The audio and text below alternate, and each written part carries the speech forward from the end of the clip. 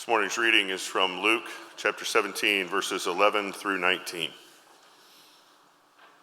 On the way to Jerusalem, Jesus was going through the region between Samaria and Galilee. As he entered a village, 10 men with a skin disease approached him, keeping their distance. They called out, saying, "Jesus, Master, have mercy on us." When he saw them, he said to them, "Go and show yourselves to the priests." And as they went, they were made clean.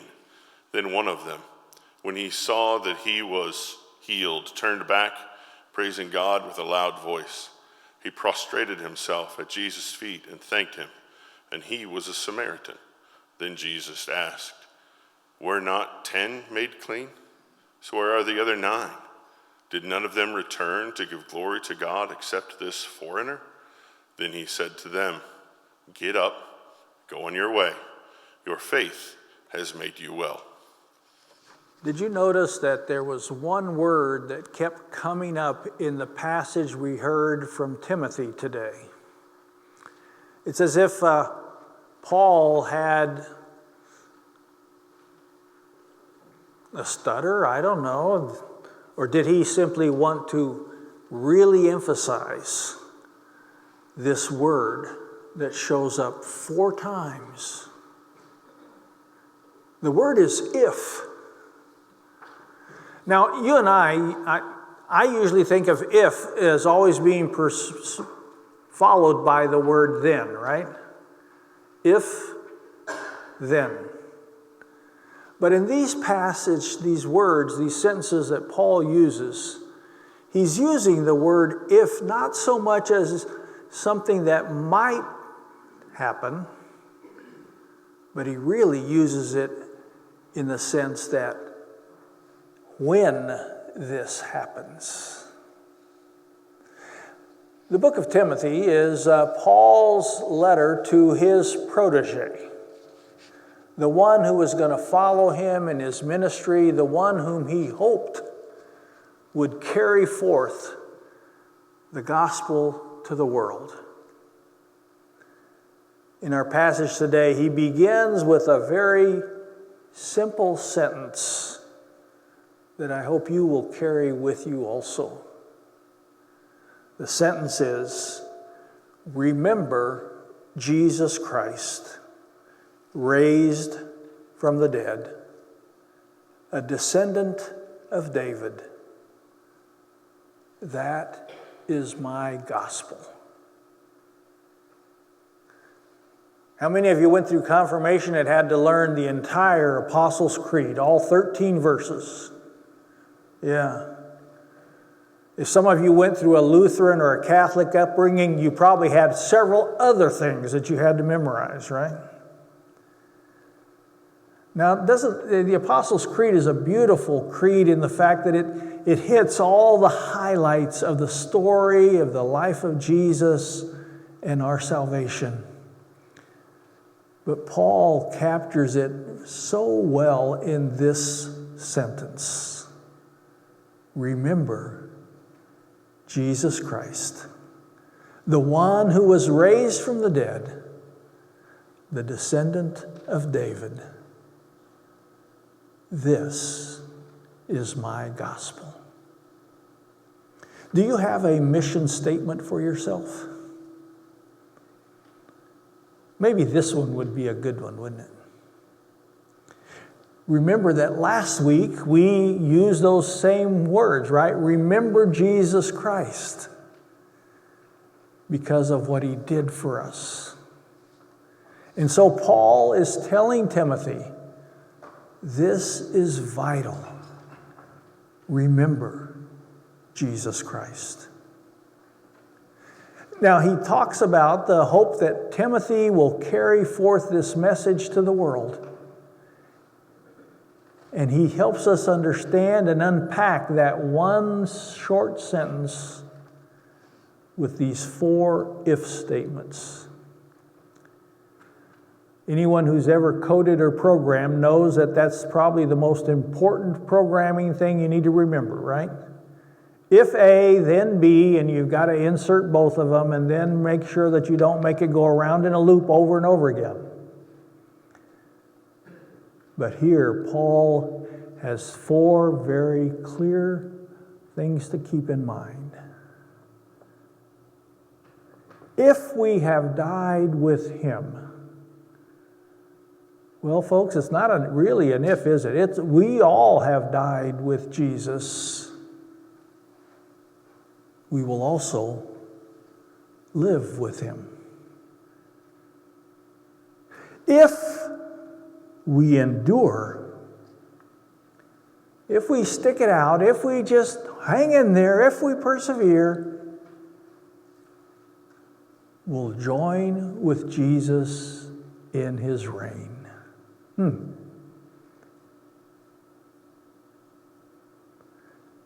But then Paul changes tenses, and rather than going in the affirmative, he goes into the negative, and he says, if we deny him, he will also deny us. Now that doesn't quite make sense to me, does it to you? I think maybe it's more appropriate to say, if we do not deny Jesus, Jesus will not deny us. And if we are faithless, he remains faithful.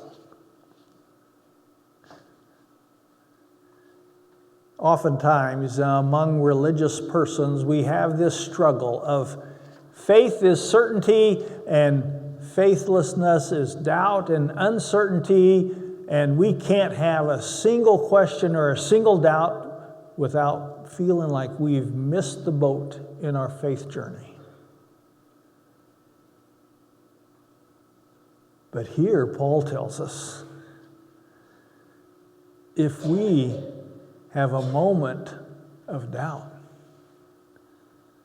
that doesn't change Christ's faithfulness to us. Isn't that something worth hanging your hat on?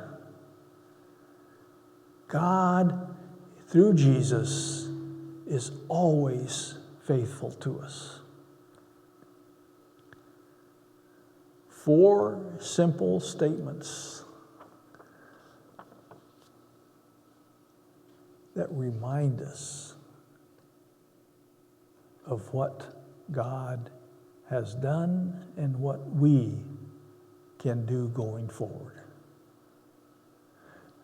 Now, Paul summarizes kind of like a teacher that has to tell the kids, here's the point, 1, 2, 3, 4, and here's the point, right?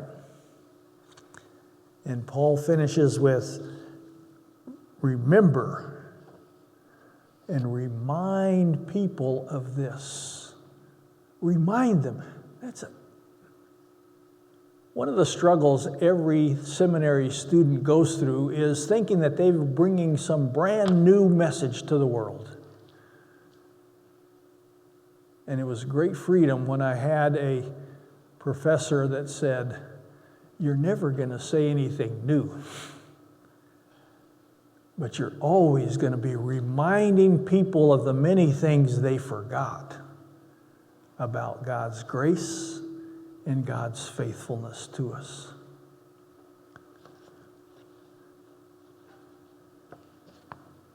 And here's a phrase that we probably need to listen to right now in this world. Warn them that they are to avoid wrangling over words.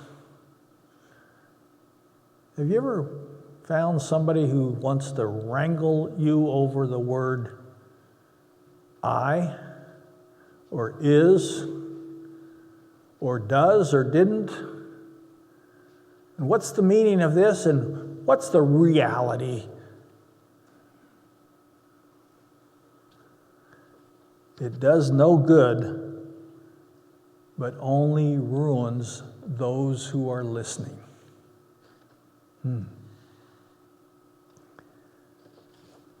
But no matter what, faith is more than belief.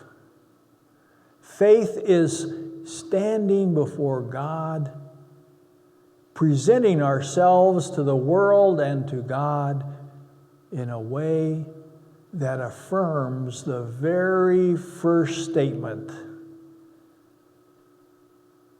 Jesus, the one who was raised from the dead.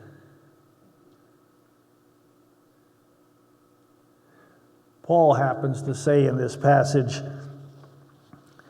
do your best to present yourself to God as one approved by Him. You hear that? One who has already been approved. You don't even have to go through an evaluation session, right? God's grace has already approved you. Now just show it to the world. Go ahead. Let the world know that they are loved. Let the world experience God's grace. Present yourself before God.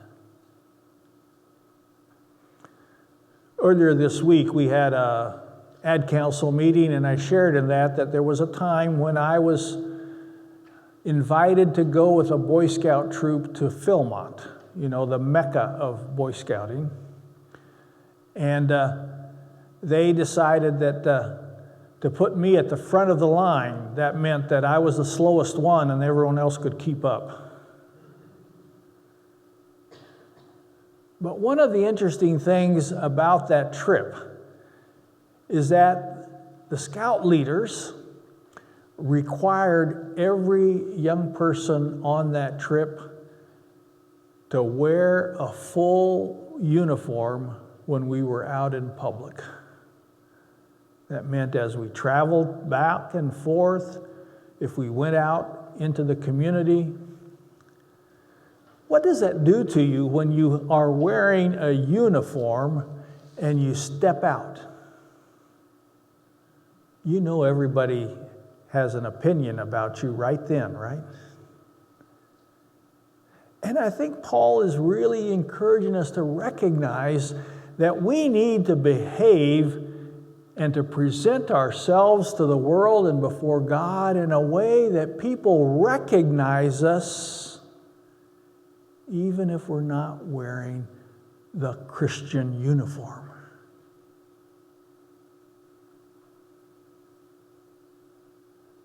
Salvation Army has a uniform, right? That was partly because they felt that folks weren't living out and showing off what God has already done for them.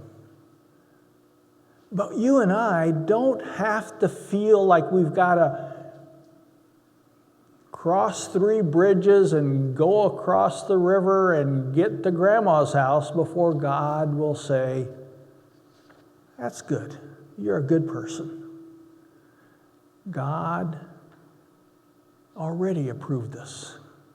We don't have to be shameful. We can know that God will carry us through everything, anything that we might encounter. Remember Jesus Christ. Because He was raised from the dead, we shall be raised from the dead. Remember Jesus Christ, because He endured through the crucifixion and reigns at the side of God, and we will reign with God. Remember Jesus Christ, because no matter what we might offer in the way of questions and doubts, He is always faithful to us. Through it all, God is with us. Remember John Wesley's deathbed saying, best of all, God is with us.